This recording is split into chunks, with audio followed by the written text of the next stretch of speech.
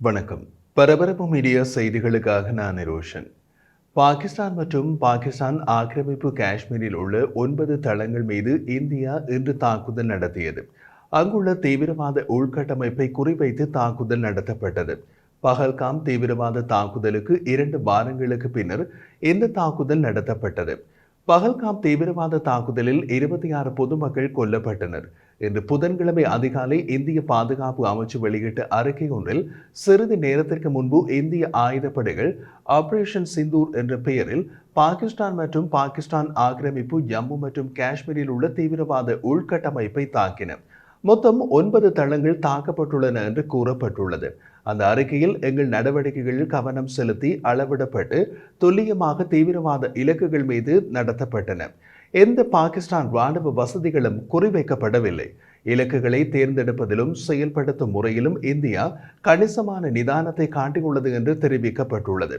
25 இந்தியர்களும் ஒரு நேபாள குடிமகனும் கொல்லப்பட்ட காட்டுமிராண்டித்தனமான பஹல்காம் தீவிரவாத தாக்குதலை தொடர்ந்து இந்த நடவடிக்கைகள் எடுக்கப்பட்டுள்ளன.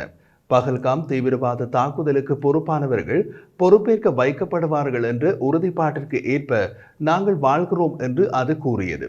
இந்திய ராணுவத்தின் கூடுதல் பொது தகவல் இயக்குநரகம் ஆபரேஷன் சிந்தூர் என்ற வாசகத்துடன் ஒரு படத்தை வெளியிட்டது. அதில் நீதி நிலைநாட்டப்பட்டது, ஜெய்ஹிந்த் என்று சுருக்கமான குறிப்பு காணப்பட்டது. சிந்தூர் திருமணத்திற்கு பின்னர் இந்து பெண்கள் வைக்கும் சிவப்பு குங்குமம். 2 வாரங்களுக்கு முன்பு நடந்த தீவிரவாத தாக்குதலின் கொடூரமான தன்மையை இது குறிக்கிறது.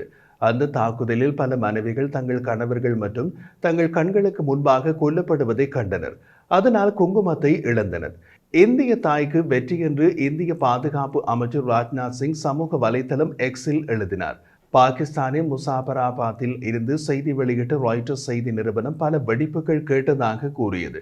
பாகிஸ்தான் ராணுவத்தின் செய்தி தொடர்பாளர் ஒலிபரப்பாளர் ARYயிடம் இந்தியா 3 இடங்களில் ஏவுகணைகள் மூலம் பாகிஸ்தானை தாக்கியதாகவும் பாகிஸ்தான் பதிலடி கொடுக்கும் என்று கூறியதாக ARY மேற்கோள் காட்டியது. பாகிஸ்தான் அரசாங்கம் தனது சொந்த அறிக்கையில் தாக்குதல்களுக்கு பதிலடி கொடுக்கப்படாமல் போகாது என்றும் அது தாம் தேர்ந்தெடுக்கும் நேரத்திலும் இடத்திலும் பதிலடி கொடுக்கும் என்றும் கூறியது. இந்தியாவின் தற்காலிக மகிழ்ச்சி நீடித்த துயரத்தால் மாற்றப்படும் என்று பாகிஸ்தான் அரசின் அறிக்கையில் குறிப்பிடப்பட்டுள்ளது. பாகிஸ்தான் ராணுவ அதிகாரிகள் அளவிடப்பட்டு ஆனால் வலிமையான பதிலடியை திட்டமிடுவதாக கூறினார்கள். அவர்கள் செயல்பாட்டு விவரங்களை பகிர்ந்து கொள்ளவில்லை, ஆனால் பதிலடிக்கான தயார்படுத்தல்கள் நடந்து வருவதாக கூறினார்கள். வெள்ளை மாளிகையில் ஜனாதிபதி ட்ரம்ப் இந்தியாவிற்கும் பாகிஸ்தானுக்கும் இடையிலான மோதலை நீண்ட கால போர் என்று அழைத்தார். இன்று நடைபெற்ற தாக்குதல்கள் பற்றி நாங்கள் கேள்விப்பட்டோம். அவர்கள் நீண்ட காலமாக போரிட்டு வருகின்றனர். அது மிக விரைவில் முடிவடையும் என்று நம்புகிறேன் என்றார். இந்திய தாக்குதலின் துல்லியமான தன்மை உறுதி செய்யப்பட்டுள்ளது. அவை இந்தியாவிலிருந்து ஏவப்பட்ட ஏவுகணைகளை உள்ளடக்கியதா அல்லது பாகிஸ்தானுக்கு நுழைந்து இந்திய போர் விமானங்களை உள்ளடக்கியதா என்பது நாம் இந்த காணொலியை தயாரிக்கும் நேரத்தில் தெளிவாக இல்லை. இப்போது இந்த காணொலியை நாம் தயாரிக்கும் நேரம் கனேடிய EST நேரம் இரவு 6:24 மணி. இந்தியாவில் அதிகாலை 3:54. மேலதிக விவரங்கள் கிடைக்கும் போது அவை பரபரப்பு மீடியா யூடியூப் சேனலில் பதிவேற்றம் செய்யப்படும். தாக்குதல்களை நடத்துவதில் இந்திய விமானங்கள் பாகிஸ்தானின் வான்வெளியில் நுழையவில்லை என்று பாகிஸ்தான் ராணுவம் கூறியது. காஷ்மீரின் பாகிஸ்தான் பகுதியில் தலைநகரான முசாபராபாத்தில் வசிப்பவர்கள் மேலே ஜெட் விமானங்கள் பறப்பதை கேட்டதாக தெரிவித்தனர். முசாபராபாத்திற்கு அருகிலுள்ள ஒரு கிராமப்புறத்தில் லக்ஷர்-இ தொய்பா தீவிரவாத இயக்கம் பயன்படுத்திய ஒரு தளம் தாக்குதல்களில் குறிவைக்கப்பட்டதாக தெரிகிறது. பாகிஸ்தான் ராணுவத்தின் செய்தி தொடர்பாளர் ஒருவர் வேறு 2 இடங்களும் தாக்குதலுக்கு உள்ளானதாக கூறினார்.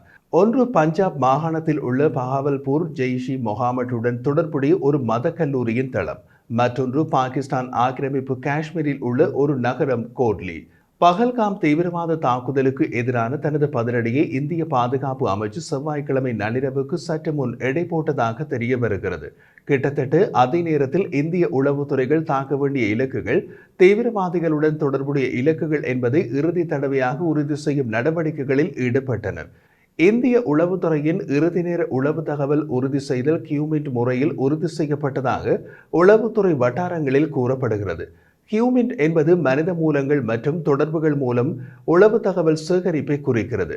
இது உளவு பார்க்கப்படும் நாடுகளில் பணிபுரிபவர்கள், ராஜதந்திரிகள், உளவாளிகள் மற்றும் கைதிகள் உட்பட தனிநபர்களிடமிருந்து உளவு தகவல்களை சேகரிப்பதை உள்ளடக்கியது. இது சிக்னல்கள் அல்லது பட நுண்ணறிவு போன்ற தொழில்நுட்பத்தை நம்பியிருக்கும் பிற உளவு பார்த்தலில் இருந்து முழுமையாக வேறுபடுகின்றது.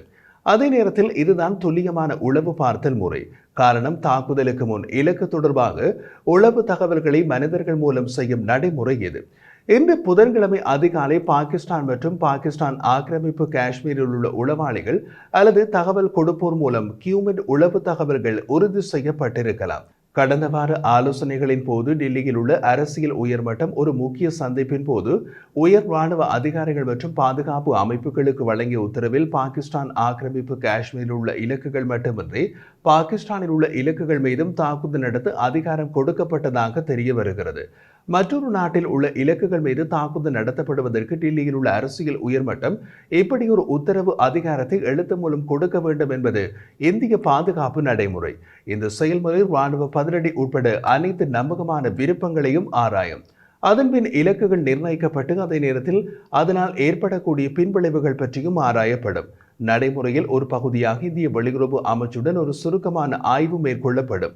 அதில் தாக்குதல் நடத்தப்பட உள்ள நாட்டின் அரசியல் சூழ்நிலை பற்றி விவாதிக்கப்படும். ஆனால் தாக்குதல் தேதி, இடம் மற்றும் தாக்குதல் முறை பற்றிய விவரங்கள் கலந்துரையாடப்படுவதில்லை. 2019ஆம் ஆண்டு பாலகோட் விமான தாக்குதலால் நிறுவப்பட்ட தடுப்பு நடவடிக்கைகள் தேய்ந்து போயுள்ளன.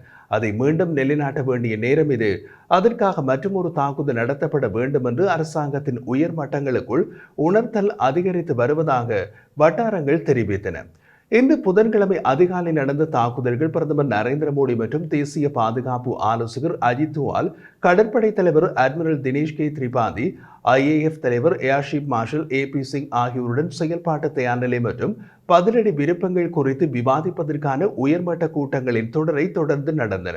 ஆயுதப்படைகள் தொடர்பான முக்கியமான கொள்கைகள் மற்றும் கொள்முதல்கள் குறித்து விவாதிக்க மோடி திங்கட்கிழமை பாதுகாப்பு செயலாளர் RK சிங்கையும் சந்தித்தார். தந்திரோபாய மட்டத்தில் எல்லைகளில் ராணுவம் முன்னோக்கி பாதுகாப்பை வலுப்படுத்தியுள்ளது. அதே நேரத்தில் எல்லை தாண்டிய எந்த ஒரு நடவடிக்கையையும் சமாளிக்க கூடுதல் வலுப்படுத்தல் மற்றும் தயாரிப்புகள் நடந்து வருகின்றன.